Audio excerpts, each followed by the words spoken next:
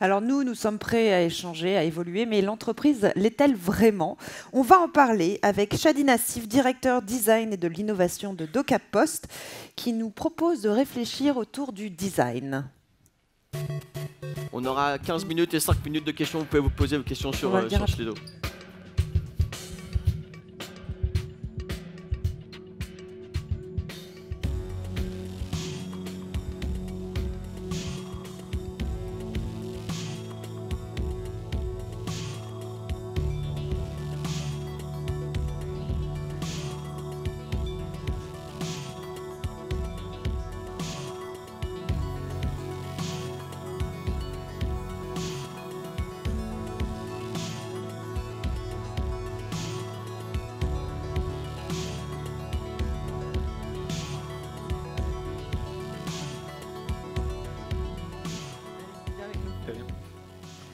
Et voilà, Shadi est avec nous après cette présentation Bonjour incroyable. Est-ce que c'était assez design comme présentation? Elle est pas mal, très bien. elle Et est merci pour ceux qui l'ont fait.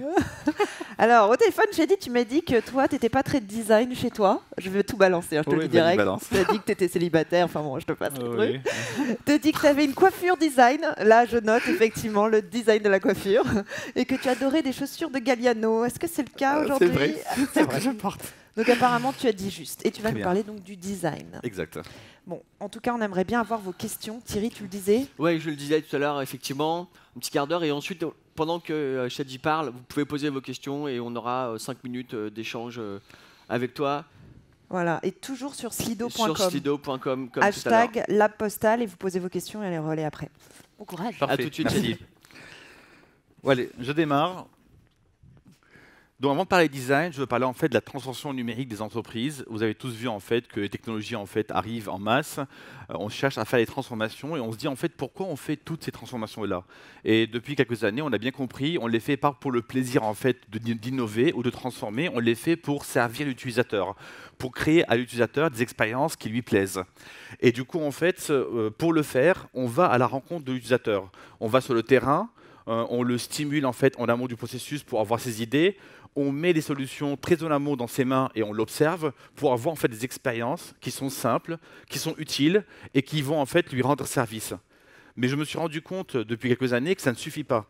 Ça ne permet pas en fait d'avoir l'accroche utilisateur. Et du coup, c'est là où vient le design.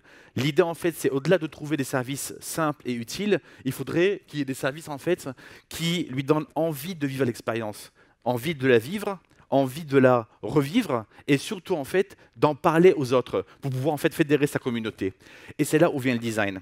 Si on fait un peu un retour en arrière par rapport à c'est quoi le design dans notre environnement quotidien, dans notre environnement tangible, dans l'espace de travail par exemple de Google ici, le design est omniprésent. On se balade dans la rue, il y a des immeubles qui sont design. Là, dans la salle, je vois 2 chaises qui sont pas mal design. Le lab postal en entier, il est design. Du coup, en fait, le design est omniprésent dans notre quotidien physique et tangible avant même l'arrivée du numérique. C'est un design qui est là, en fait, pour nous séduire. C'est un design qui est là aussi, en fait, pour évoquer une émotion chez nous. Mais pas que ça. C'est un design qui va venir booster la valeur d'un produit. Un produit, en fait, pour les mêmes fonctionnalités, en lui mettant une petite couche de design, il va augmenter sa valeur par rapport à l'utilisateur et surtout, en fait, il va nous donner l'inspiration d'un produit de qualité et de fiabilité. Là, par exemple, c'est l'exemple de Dyson. Le design également va nous permettre de vivre une expérience agréable. Acheter un produit design, le porter sur nous, ça va nous permettre en fait d'être dans un environnement un peu de bien-être et de confort par rapport à cet objet-là qu'on a acheté et qu'on a acquis. Donc le design, c'est vraiment un générateur d'émotions par rapport à l'utilisateur. Mais le design, ce qui est important de savoir, ce n'est pas un produit uniquement destiné au luxe. Le design n'est pas uniquement aussi un produit qui est uniquement pour faire beau et pour travailler la forme. C'est aussi le fond. Le design, c'est aussi un produit grand public, dans le sens où aujourd'hui, par exemple, en vivant une expérience très sympathique, on peut stimuler l'émotion. Si je prends l'exemple de Uber, quand ils ont mis un peu la possibilité de voir l'arrivée du taxi, ça a créé une certaine émotion, d'accord, en éliminant en fait un stress de est-ce que je vais trouver un taxi ou pas. Si je prends par exemple l'exemple de Lydia où on peut payer par SMS. Avant, pour payer les amis ou pour rembourser un peu nos dettes, c'était un peu compliqué. En envoyant un SMS, on pouvait rembourser. Donc les personnes qui vivaient l'expérience avaient aussi une émotion et en fait un étonnement par rapport à ça. Donc ce qui est important de savoir, le design n'est pas uniquement de la couleur, de la forme, mais c'est aussi en fait des expériences qu'on peut vivre qui nous génèrent de l'émotion. Et après, quid du design dans le monde de l'innovation au sens digital du terme? On voit très bien dans le monde des objets, les grands créateurs et les grands acteurs du design, ils arrivent. Aujourd'hui, on voit Stark qui a designé beaucoup de produits. On voit aussi Jean-Charles de Castelbajac qui a également en fait mis sa touche. Donc aujourd'hui, en fait, ces grands créateurs du monde du tangible arrivent dans le monde du numérique et nous créent des produits qu'on a envie d'avoir chez nous. Ok, ça c'est la partie en fait le design connecté. Et la question que je me pose aujourd'hui, les grandes entreprises qui ne sont pas forcément habituées à vivre et à toucher au design, bah, elles vont se dire ah c'est hyper cher, j'ai peut-être pas les moyens de me payer un design par rapport au produit. Je vais vous donner quelques abacs juste pour savoir le coût de fabrication d'un objet connecté, il va être dans les millions d'euros, d'accord? Donc disons 1 million d'euros.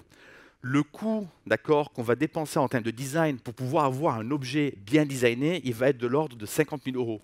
Donc quand on prend le coût du produit par rapport à l'investissement qu'on doit mettre pour pouvoir avoir un produit design, c'est pas démentiel. Donc du coup, cette approche-là design, il faut qu'on l'ait et il faut qu'on passe à l'action par rapport à ça.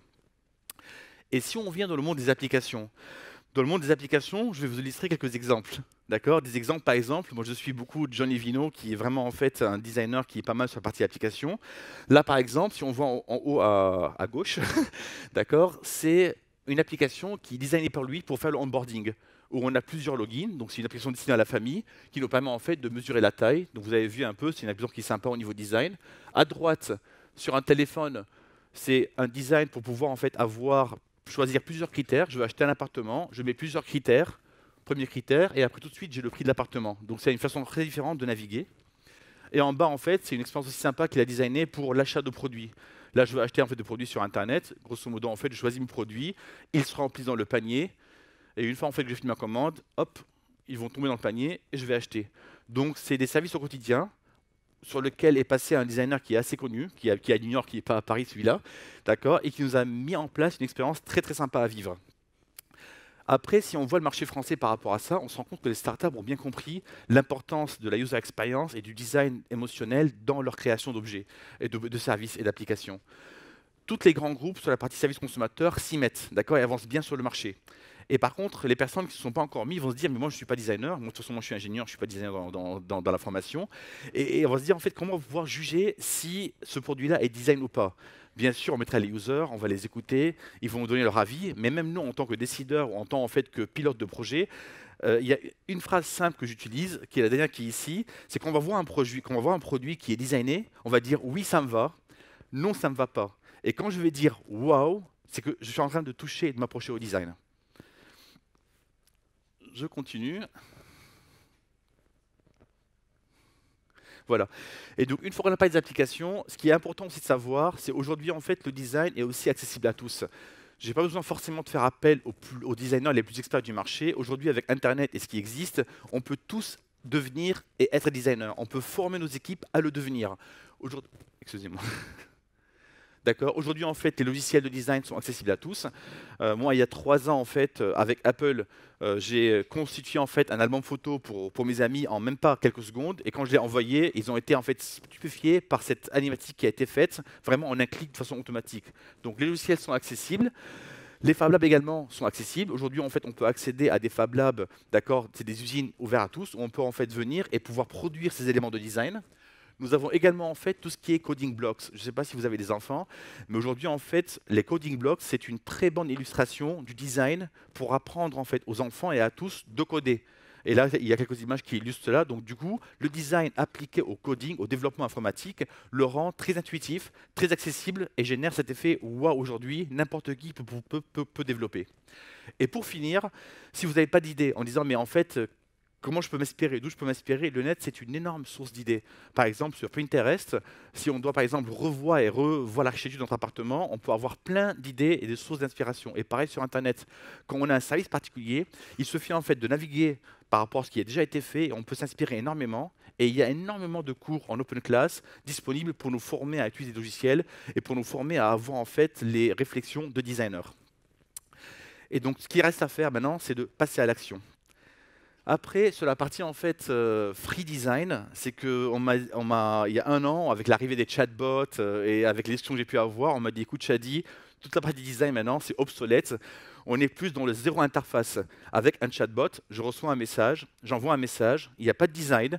Et du coup, en fait, par contre, le service est utile. Je veux réserver un rendez-vous chez un coiffeur, je lui envoie un message et le bot du coiffeur va me répondre en me disant voilà, il y a deux créneaux disponibles, choisissez votre créneau et c'est fait. Et je vous dis effectivement, peut-être qu'on arrive un peu à la fin du design avec la simplification des interfaces. Pareil sur la notification. Je me lève le matin, je reçois une notif de Google qui me dit Monsieur Nassif, il y a un peu de trafic, partez un peu plus tôt à votre réunion. C'est vraiment un petit message, il y a zéro design par rapport à ça. Et en observant un peu ce marché-là, je me suis rendu compte que même au niveau des chatbots, on commence à trouver des images et des vidéos. Et on se rend compte que l'utilisateur, dans son expérience, bien sûr, il peut écrire, envoyer des messages, mais c'est plus facile pour lui de voir des visuels, d'accord, sur lesquels il peut cliquer. Je veux prendre un rendez-vous, je veux voir l'horaire disponible, je veux en fait confirmer mon adresse ou ainsi de suite. Donc du coup, même sur la partie message, la partie design commence à arriver pour créer un peu de l'émotion. Et on le voit massivement avec ce qu'a fait Apple récemment sur la partie message invisible. Et quand on envoie un message, on voit tous les ballons qui sortent derrière le téléphone. Et du coup, ce que je me suis dit grosso modo, c'est que quand il y a une nouvelle technologie qui arrive, d'accord, on va travailler un peu comment cette technologie va rendre des services utiles et agréables. Mais une fois qu'on a su répondre à cette question-là, tout de suite derrière, il y a le design qui va rattraper pour dire comment on va rendre une technologie, des services utiles, agréables et qui créent de l'émotion au niveau de l'utilisateur. Ça, c'est pour la partie free design. Et pour finir, en fait, je me suis dit, est-ce qu'il y a encore un domaine ou un champ où le design est vraiment absent, où vraiment il est à tous ses débuts? Effectivement, je me suis rendu compte que toute la partie service administratif, et tout ce qui est en fait applications destinées aux employés, là on est dans un mode un peu de zéro design. Toutes ces applications-là, en fait, elles manquent beaucoup de design, même si les initiatives commencent, mais aujourd'hui, en fait, vous regardez vos notes de frais, vous regardez les logiciels que vous utilisez en fait pour passer des commandes, vous regardez en fait les services disponibles pour commander un passeport, pour commander un acte de naissance. Même s'il y a un pas énorme qui est fait, on est encore très en décalage entre ce qui existe actuellement et cette création d'émotion quand je demande un nouveau passeport. Et donc du coup, sur ce domaine, j'ai fait une petite expérience. Je suis parti sur Google, j'ai tapé logiciel de gestion et voilà ce qui me sort en image. Un petit zoom pour vous regarder. Voilà l'interface aujourd'hui RH pour renseigner des informations sur le salarié. Vraiment, je dirais par rapport à l'esprit du design, complètement en décalage. C'est vraiment une horreur à mon sens. Donc du coup, tout ça pour dire là-dedans, c'est que par rapport à vos équipes, par rapport à vos projets, pensez design, pensez comment je crée l'émotion dans mon service, au-delà de le faire simple et utile. Et si vous n'avez pas les ressources, n'hésitez pas à recruter, mais à embarquer dans vos projets des personnes de design. Et pour finir, je veux dire, donner une nouvelle touche à vos projets digitaux. La User Touch. Merci beaucoup, dans les temps. Grave. Ouais, mais il y a beaucoup de questions, donc tu vas devoir rester sur scène avec nous. Je suis là pour vous. Donc on vous rappelle, sur slido.com, vous pouvez continuer à envoyer vos questions, mais il y en a pas mal qui sont arrivées. Bon, alors déjà, la c'est première. quand même plutôt cool de comprendre quand un designer parle. Ouais. Parce que Ça, généralement, c'est on sympa. comprend plus. Ouais, Beaucoup voilà. d'exemples en plus. Très bien. Tu as parlé d'Apple. Oui. Apple est-il le maître du design, selon toi, oui ou non? Le maître du design. Apple, ils sont très bons en design. Et ce qu'ils ont réussi à faire en fait avec la création du nouvel iPhone, ils ont un peu rasé le marché par rapport à des acteurs historiques comme Nokia et comme Motorola. Et ils continuent à innover dans les enceintes, dans les applications. Oui, en fait, Apple est pour moi une énorme source d'inspiration. Alors, Shadi, le design n'est-il pas trop dépendant des innovations technologiques? Très bonne question. Sur cela, ça fait même plusieurs années que j'ai le principe, c'est que la technologie avance à une certaine vitesse, qu'elle sera toujours au rendez-vous par rapport au service qu'on veut proposer à nos clients.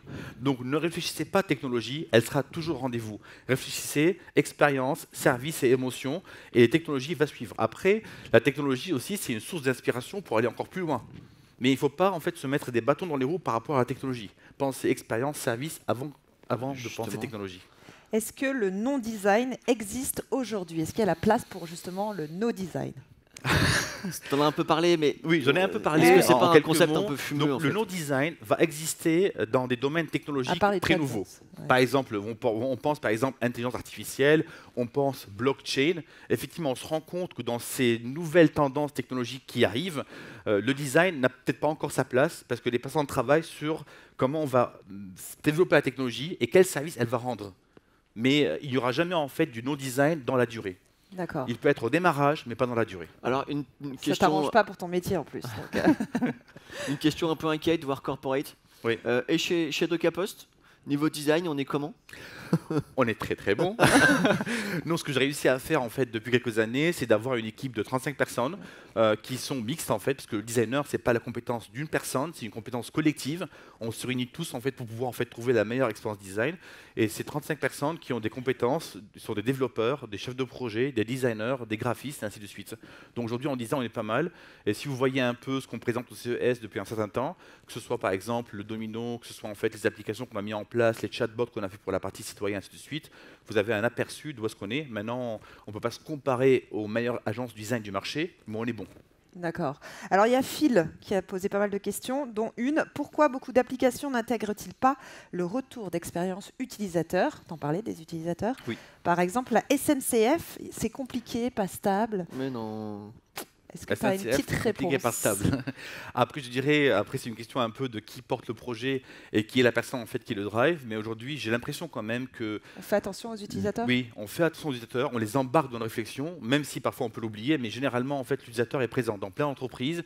Il commence à y avoir des directions d'innovation centrées utilisateurs où on l'invite, on le stimule, on va à sa rencontre. Toi, tu fais des ateliers utilisateurs? Oui, exactement. Nous, on a commencé par ça. Et ce que je disais, en fait, c'est que je me suis rendu compte que ça ne suffisait pas, qu'il fallait aller au-delà. Et au-delà de travailler la partie simple du service, travailler l'émotion par rapport à ça. Bon, et Chantal, qui est un peu inquiète aussi. Chantal, moi, je vais devoir... Chantal pose des questions sur François Buisson, mais surtout sur France Télé. Alors, François Buisson, peut-être tu peux répondre. Est-ce qu'il a changé les codes de... Ah bah non, ça a disparu. Mais à France Télévisions, au niveau de design, qu'est-ce que tu en penses? Chez France Télé, est-ce que c'est... En fait, on va te demander toutes les marques un peu genre crypto service public et tu vas devoir benchmarker. Après, ce qui est intéressant en fait, c'est pas forcément de juger ce que font les marques. C'est important en fait par rapport au service qu'on porte. D'accord, c'est de dire voilà comment notre service va pouvoir en fait créer cette émotion-là qui sera utilisée, réutilisée et va exploser. Donc, on n'est pas ici en fait dans une critique de ce que font les autres. Il faut plus en fait se regarder soi-même, dire nous qu'est-ce qu'on est en train de faire et comment on peut aller encore plus loin dans la partie design. Et alors, quel est le produit design qui te plaît en ce moment? Il y en a plein, parce que je surfe énormément, mais il y a un produit en fait en particulier que je trouve en fait très innovant dans son design, d'accord, même si un peu je suis partie prenante du produit. C'est Jab, c'est une solution, c'est une solution de paiement pour enfants qu'on a eu comme idée en fait il y a 3 mois. Mais ce qui est génial là-dedans, comme c'est un objet de paiement, c'est en train de casser les codes existants. Aujourd'hui, en objet de paiement, on a en fait de la monnaie, on a des cartes bleues. Et même si on voit dans les cartes bleues cette arrivée de design avec les cartes black, les cartes miroirs, les cartes argent, avec les néobanques N26, Jab, ce qu'il va faire en fait, il va casser ce code-là 2D et on va voir des produits plutôt 3D. Et cette innovation-là, je la trouve vraiment géniale. Alors n'en dis pas trop parce qu'en fait tu m'as fait ma transition. Parfait. C'est Gwendoline qui travaille avec toi qui va nous parler du Jab. Alors Jab, vous connaissez peut-être pas encore ce terme. Vous connaissez le dab, Thierry, des mots? Est-ce que tu dabs toi? Ouais. Mais dans les cours de récré aujourd'hui, on va entendre parler du Jab et c'est effectivement Gwendoline Sanzoni qui va nous présenter ce nouveau concept. Parfait. Merci à tous.